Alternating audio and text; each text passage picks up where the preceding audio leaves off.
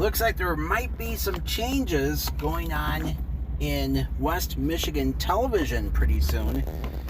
So let me tell you what's going on. So the company that owns WTV8,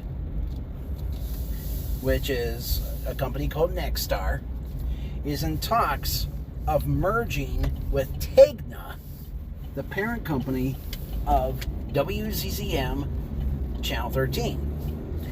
Now, what makes the story even more interesting is that Nexstar here in Grand Rapids also owns WOTV Channel 41 in Bell Creek, which is also an affiliate of the American Broadcasting Company. So let me tell you a little history. Let me give you a little history lesson.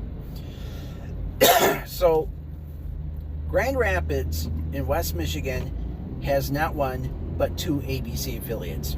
Why is this? The reason why is because way back so what happened was, a long time ago, the definition of what a market was in West Michigan, the Michigan's markets in general, were a little different. Television was still in its infancy. And back in the day, Grand Rapids and Kalamazoo were actually two separate TV markets. And because of this, WTV8 and WKZO Channel 3, now it's WWMT, they both had to shoehorn all the networks in their schedule. Well, in the late 50s, the two sides came together and said, you know what?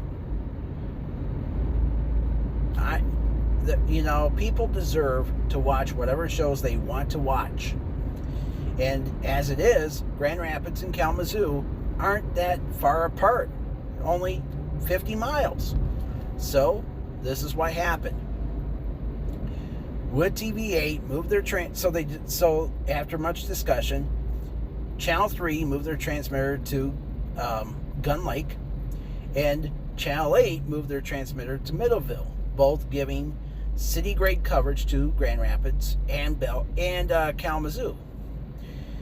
And it allowed all these stations so it allowed Channel 3 to go full-blown CBS, Channel 8 to go the full-blown NBC, but it was bad news. But as it was, ABC still had a problem. So ABC wanted an affiliate in Grand Rapids. After all, they had WXYZ Channel 7 in Detroit, which they owned, and WJRT Channel 12 in Flint. They were by 1960, they were the two full-blown ABC affiliates in the great state of Michigan. So what happened was so this is what happened. This investment group came together, and they decided, okay, so we needed to have an ABC affiliate in Grand Rapids. But there was a problem. Back in those days, television sets, most TV sets, did not go above Channel 13. Those were the so-called UHF channels, ultra high frequency. You only had 2 through 13. And if you wanted more channels, you actually had to take your TV set to a reputable repairman, buy a converter kit, and have the guy install it for you. And it wasn't cheap. It was the only way to watch UHF channels back then. So anyway, long story short, they were really wanting a VHF channel. Obviously 3 and 8 were taken, and not just 3 and 8, but the code channels 2 and 4 and 7 and 9 because of interference. So anyway, that meant that they could of course, Channel 5 was a no-go because of Bay City. 6 and 10 were a no-go because of Lansing. 11 was a no-go because of Chicago. 12 was a no-go because of Flint. But then there was 13. The closest 13s were in Toledo, Ohio, in Rockford, Illinois, which of course is west of Chicago, and on the Wisconsin border. So what happened was these investors. So this is what happened in 1961. The Channel 13 in Cadillac, their studio burnt down, and 13 was owned by John Fetzer, who owned Channel 3. So they and the FCC worked together to move Channel 13 to Channel 9 because there were no other Channel 9s in the area. The only interference issues they would have to deal with all came from the downstate stations in Green Bay, Wisconsin, which was quite a ways away. But the FCC at the time ruled 13 and 7 were the only two spots. Why they didn't choose Channel 9 was anyone's guess. So 13 in Cadillac moved to Channel 9, and it was a win-win situation. It allowed Channel 9 to boost their wattage and Channel 13 to sign on. But there was another issue with Channel 13 in Grand Rapids. So the FCC said that because of the situation regarding Rockford and Toledo, 13 in Grand Rapids would actually have to broadcast north of town in a transmitter site that was like in the Muskegon region. So what happened was 13 remedied this by putting a translator station, a low wattage translator, on Channel 12 in Kalamazoo. Well, in 1964, the Federal Communications Commission passed a new law. And the law stated that all television sets had to have a UHF knob. So that helped a lot. So, and the reason why was because the television networks wanted, there were too many TV, too many markets. They had, just two or just one TV station, even in major cities. And the situation was, 3 networks, 2 or 1 stations. What was the problem? So that was the big issue. It was that, and of course, and here's the ironic part of all this. This new FCC law was passed at the same time Lyndon Baines Johnson was the President of the United States. LBJ, believe it or not, was the owner of a television station in Austin, Texas. And they were a one-station market, even in the 60s. And Austin's a pretty big city. They could support a couple of stations. And poor Lyndon Baines, he had, of course, his station, which was KTBC, they had to shoehorn all the networks in, even though he was mostly a CBS guy. Okay, so back to our story with Grand Rapids here. So, when this law was passed, a lot of UHF stations signed on throughout the 60s and early 70s. And there was a group of investors down in Kalamazoo and Bell Creek who were upset that ABC shows were not seen in many areas in West Michigan. So what happened was they worked out a plan. And the plan was to start a brand new TV station at Channel 41 that would broadcast from this old military base in Bell Creek called Fort Custer. As a matter of fact, they even chose a kind of a unique call set, which was WUHQ for your headquarters. So, Channel 41 signed on the air. Good. And it brought ABC to Kalamazoo and Bell Creek.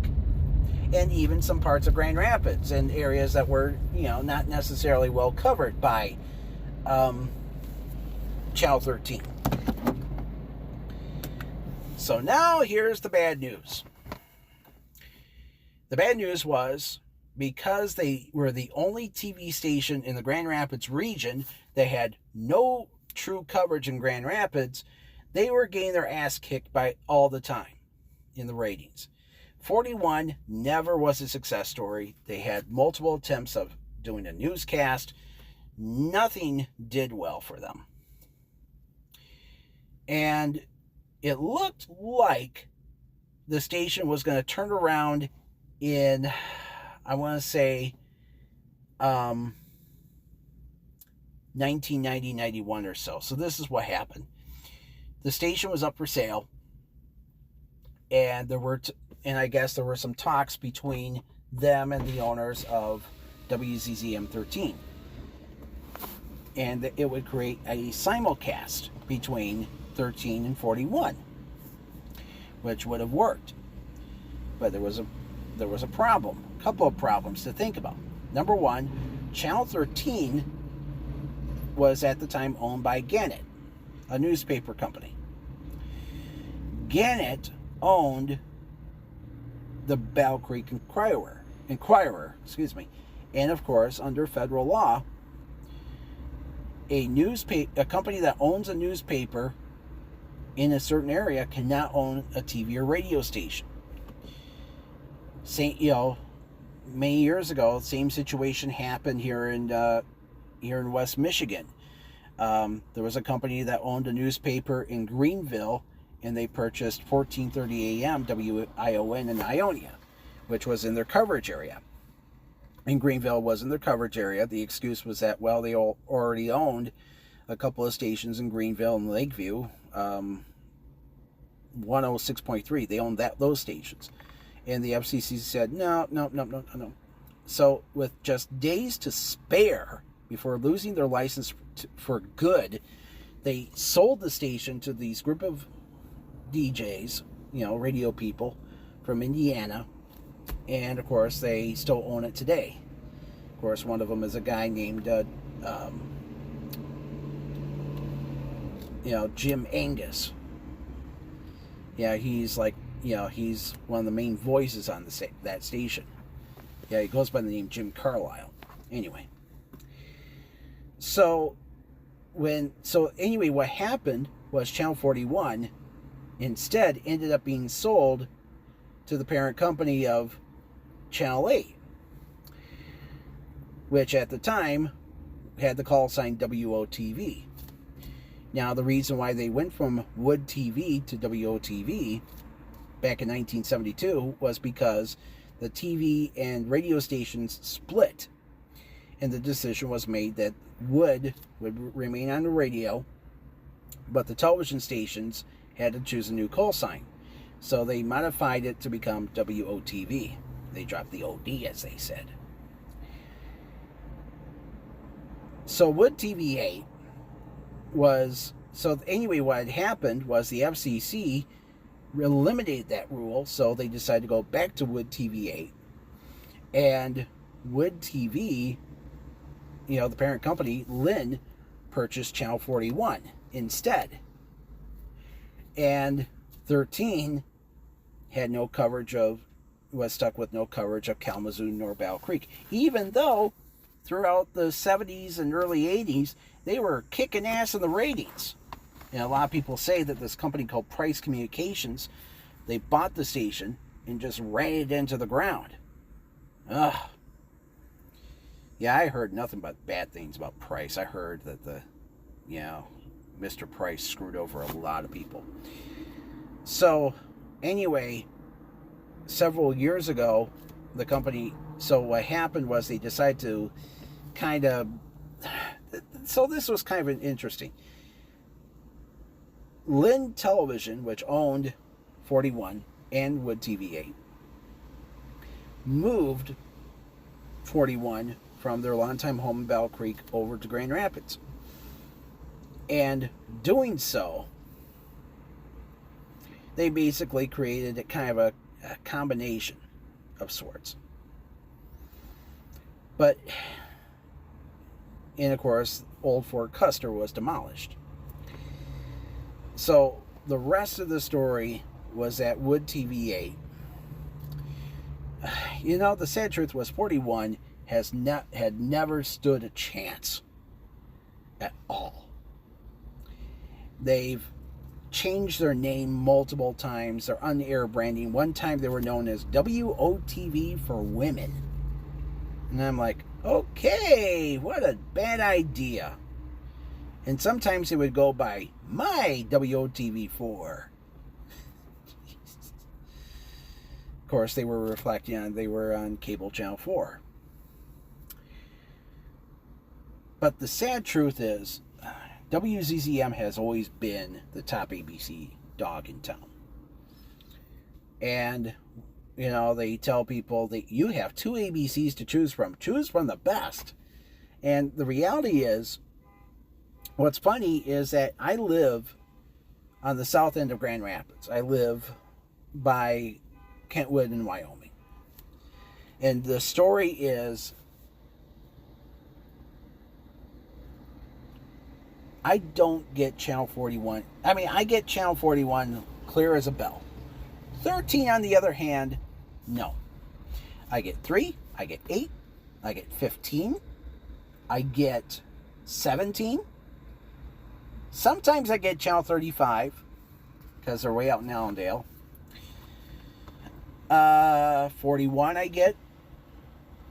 43, which is Ion. I get the religious channel on channel 54 and channel 64. But WZZM 13, nope. No can do. So it kind of makes sense if the two companies merge and 13 and 41 can merge. But I look at the good, the bad, the ugly in all this. And it's mostly bad, because already last week, TEGNA, which owns Channel 13, they let go of mostly technical people, like producers and directors, etc. And the reason why is because they developed some automation system. And an automated voice will go on and tell the tell the anchors and whatever what to do next. They don't, and it's like, it's so sad, that television has become an automated business. It's all AI, and it's not really people friendly anymore. And so the story is, so now with this proposed merger between Nexstar and TEGNA, the question is, what will happen to 13? Now, technically, Grand Rapids, there is a law. Right now, on the FCC law books, it says that a television station, a company can own 2 TV stations that are within the top 100. But the catch is that one station must not be among the top 4 in the ratings.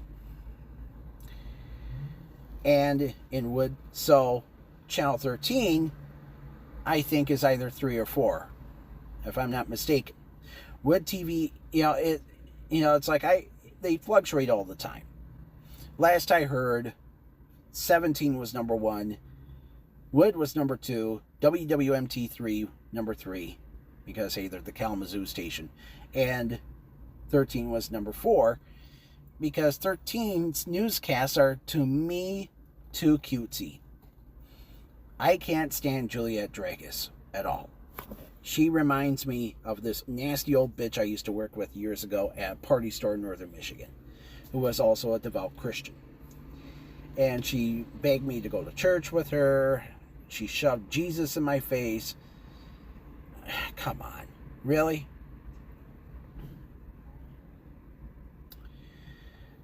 But the thing is, folks, is I know there's people who love Channel 13. They've probably been watching it since the day they signed on back in 1962. But the reality is simple. The problem is that now that Trump is, now that Trump's people are running the FCC, and of course, as that old saying goes, the lunatics have escaped the asylum. What's going on is that the FCC, you look at what recently happened with Paramount. They, went ahead with the merger between Paramount and Skydance. And, of course, one thing they did that CBS, of course, did was fire Stephen Colbert. I mean, his last day is going to be in May. And then, on top of that, something else to think about. Nexstar is like a lot of these big media conglomerates. They have shell companies. And one of those shell companies is called Mission Broadcasting. So let me tell you the story. Mission Broadcast. So what happened was, about a year or two ago, it was announced that Mission Broadcasting was going to buy WADL, Channel 38 in Detroit. And for a while, it was an affiliate of the CW. So the story was the guy who owned Channel 38, Kevin Adele, he is the ADL and Adele, in WADL. Kevin Adele wanted to retire. He wanted to sell the station, get out of the broadcasting business. He also announced that his 9:10 a.m. in Sterling Heights, I think it is, or Farmington Hills, yeah, there we go. They're on the block. And of course, that was a huge reason why he turned 9:10 a.m. into a right-wing asshole talk station. So Channel 38, their story is that Adele wanted to sell it, and of course, what would happen is the station became the CW. They were a CW affiliate for a short time. And then what happened was the deal fell through. And here's the reason why. As it turns out, the FCC approved the sale, but on one condition. But Mission Broadcasting had to prove that they had no financial backing of any kind from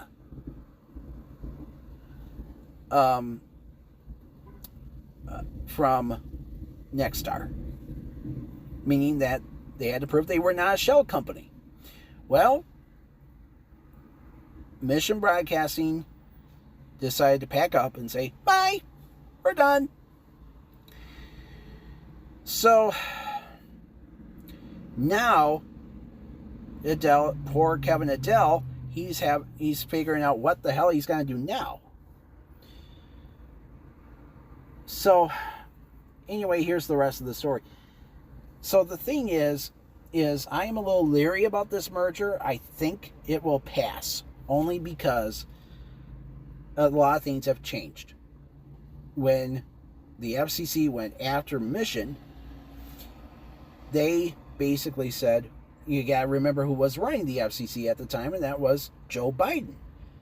And now that Trump is running the FCC and his people are, it's like most of the people on his staff are Trump, are his people. That means that with fewer selections for traditional over-the-air television, that will mean that what might happen is they will approve Nexstar owning not just WOTV 8, but both WZZM 13 and WOTV Channel 41. And 813 and 41 merger could happen.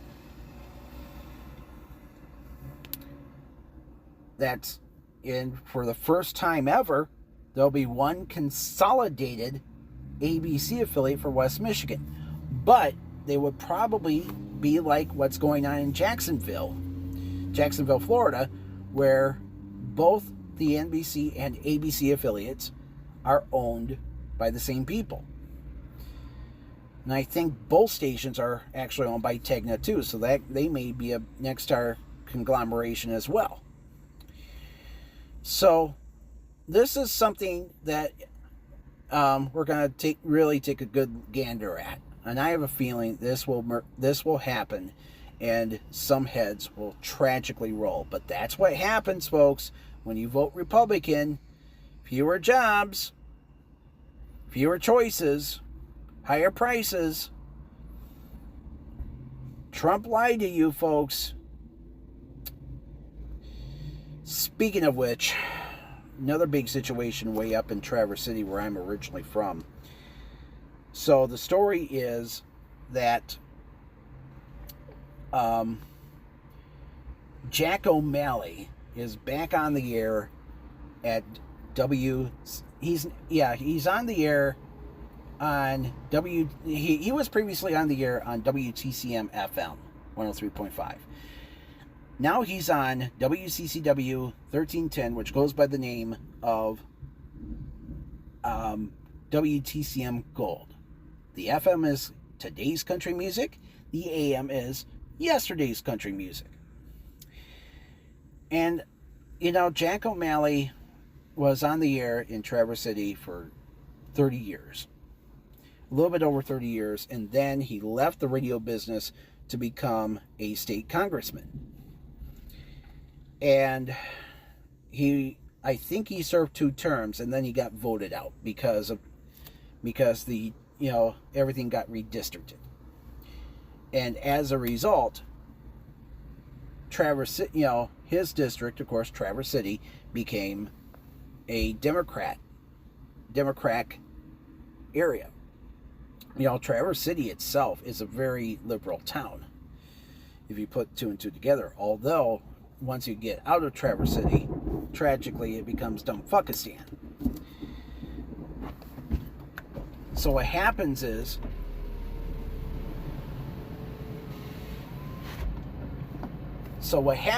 is, sorry, I heard thunder. So the rest of the story is that what happened was, Jack served a couple of terms, voted out. Then he moved to Alpena, where he worked at WATZ Radio. That's WTCM's little sister station over there. And what happened was Jack is now back in Traverse City on this little crappy little country music station, 1310 AM. And here's another thing that's kind of depressing, though.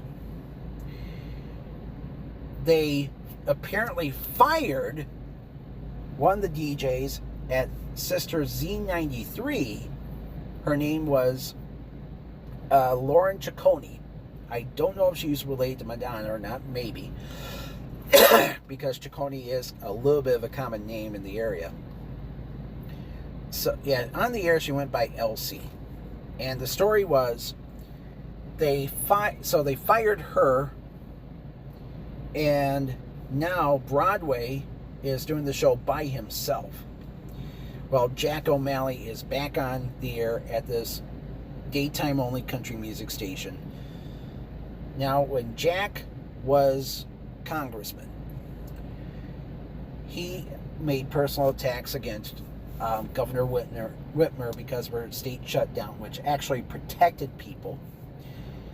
And I'm like, something, man? And not only that, there's a million reasons to hate Jack O'Malley. I'm sorry. Another reason why it is because he's supposed to be this, family values guy. And guess what? He cheated on wife number 1 with wife number 2. Why do I know this? It's because I once knew somebody who worked at WTCM.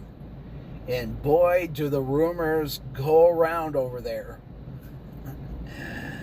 And, and another thing too was that when Jack was running WTCM, he was nicknamed Jack Almighty. Not only that, but WTCM, the man who came up with the concept of country music on WTCM back in the early 70s, I forgot his name, but I was told that he personally hated Jack, and one thing he used to say about him was that he was as worthless as tits in a bowl. But the excuse was that, well, he was number one in the ratings and WTCM was number one. But the problem was, he was an asshole. But that's another problem too. So are the listeners of Midwestern broadcasting stations. Look at what they got in their portfolio. They have WTCM FM, which is country. So you got megas right there. You have WTCM AM 580, more mega crap. As a matter of fact, I jokingly called WTCM white trash country music for the FM and white terrorist conservative magats for the AM. KLT is probably one of the trashiest rock stations on the face of the earth. You had, what's funny is, back in the 90s, Ross Biederman would never give people like Howard Stern the time of day, but he was okay with people like Rush Limbaugh and Dr. Laura and all these bigots on his dials, on his stations. And yet, of course, his company purchased WKLT, and they put back on the air their shitty-ass morning show, which is nothing more than a bunch of Howard Stern wannabes with no fucking talent. Period. End of story. The point is, folks, and of course, the rest, WCCW FM, it's oldies, they're okay, and, of course, the AM is, has no ratings, obviously. Z93 has no ratings either. Now, here's the thing. The Nielsen ratings book for Northern Michigan will be out in a few days, and I am excited to see what will happen, because KHQ in Light 96, of course, their transmitters collapsed during that big ice storm. And I'm wondering if both stations will fall tremendously while Z93 goes up. It is, it will be exciting to see. So all I can say about that is, if, it's like Midwestern Broadcasting really needs to get their fucking head out of their ass, due to the fact that, Traverse City doesn't have a Detroit Tiger affiliate. I mentioned this already. The Tigers don't have an affiliate in Traverse City, but yet you have all these channels that air god-awful religious programming. You have, of course, I just read the other day, Interlochen is now facing a $300,000 shortfall, all because of Trump canceling funding, and of course the closure of the Corporation for Public Broadcasting. And I'll tell you, man, one of my biggest fears is that Interlochen will sell, maybe we'll have to sell a station or two over to fucking religious people. I don't know. I hope that doesn't happen, but it may. So, anyway, this is what happens, folks, when we vote for Trump or any right-winger. You get fewer choices for the TV and radio. You get more bullshit, more right-wing hate, and, and fewer jobs. This is what happens, folks, when you vote conservative. But some of you will cry, well, Bill Clinton was a Democrat. Yeah, but he was also a conservative. That's why he signed the Telecommunications Act of 1996. It was to screw over broadcasters, and it sure as hell did. Anyway, I gotta get going. Enough of my rants. It looks like we're gonna get some Thundy boomers. Okay, talk to you later. Good day, good luck. Have a good week, everyone.